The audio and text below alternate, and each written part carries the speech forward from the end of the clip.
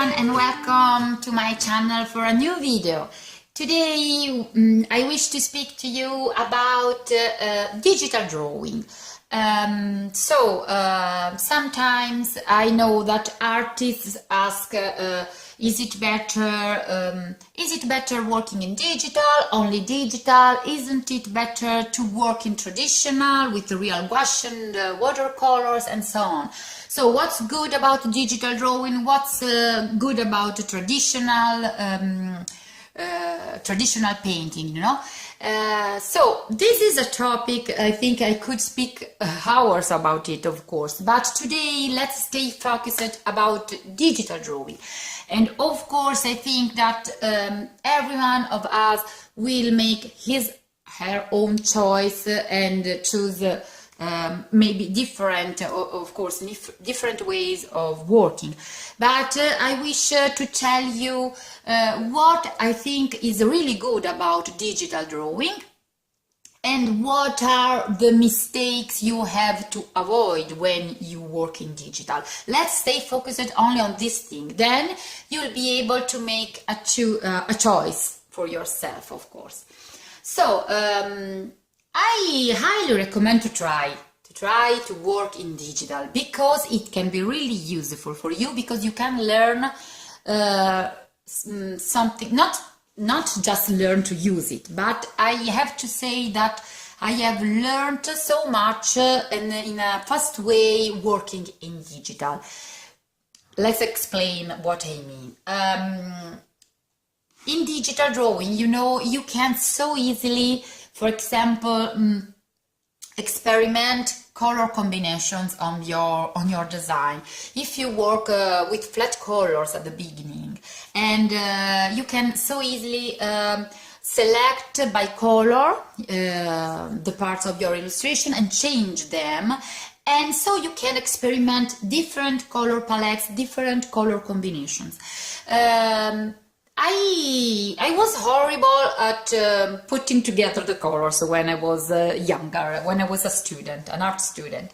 And I can remember that my teacher, one of my teachers of children illustration, that very often she told us, please take a look to the illustrations you love in children books, and when you find an illustration that you love, take the time to put on a paper together the colors of this illustration, because in this way you can create some color palettes, color combinations that are good together, you know.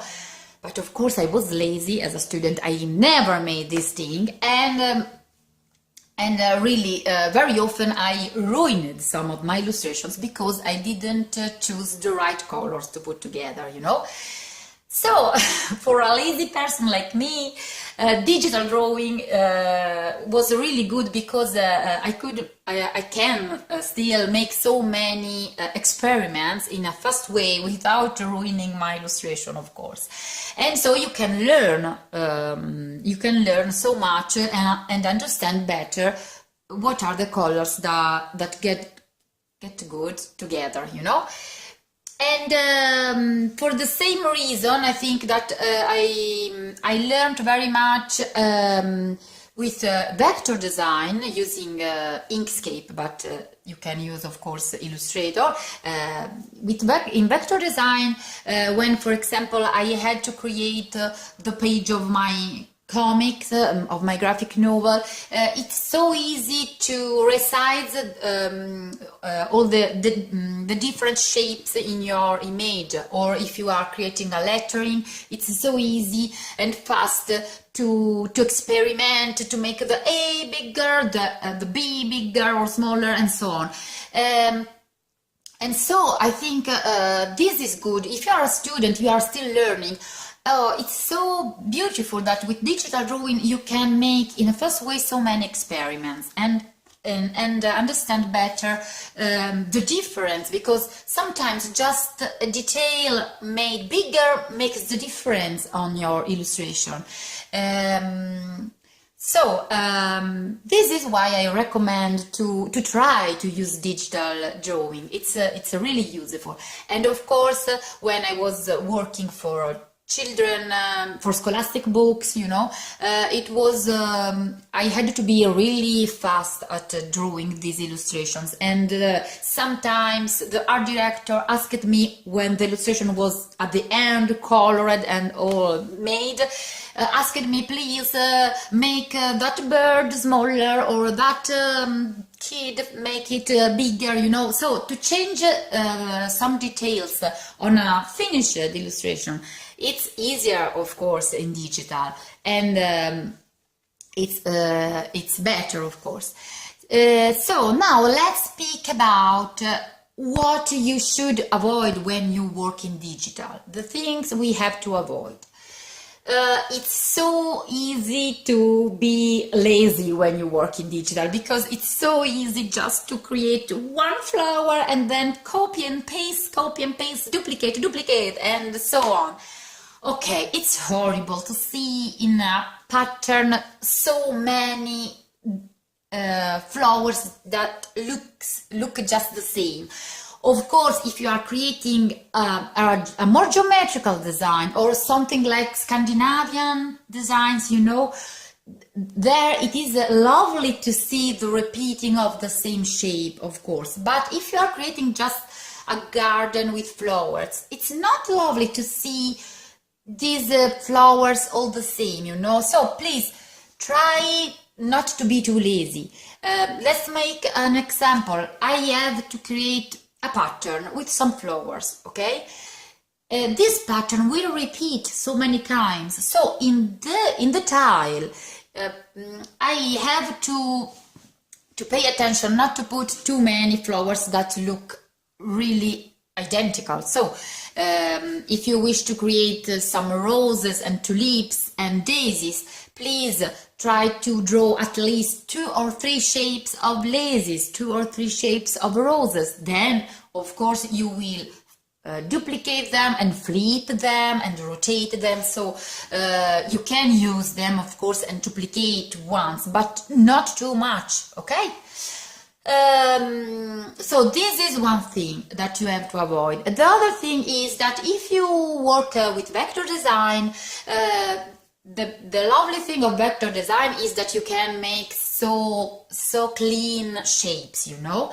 But these clean shapes with flat colors can give a look, a cold effect, can have a cold effect on your drawing. So I would recommend to learn to put textures on it, because also on a geometrical design with clean shapes, the textures can make the difference. So to avoid the cold effect, I say cold, and make the illustration warmer, I would recommend, one, to learn to use textures, because really they give a look to your illustration like a collage, you know, made of different papers, something like this. And 2, you could also add later to the drawing made in vector design. You could export it and open it on a program like Gimp or Photoshop, and you can try to use, for example, a brush, a sponge brush, creating some effects similar to watercolor.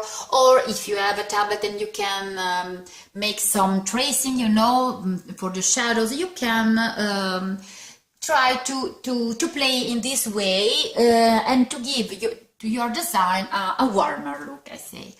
So this is all today about digital drawing. I wish to remember you that you can learn to use free software with many tutorials that are on Skillshare.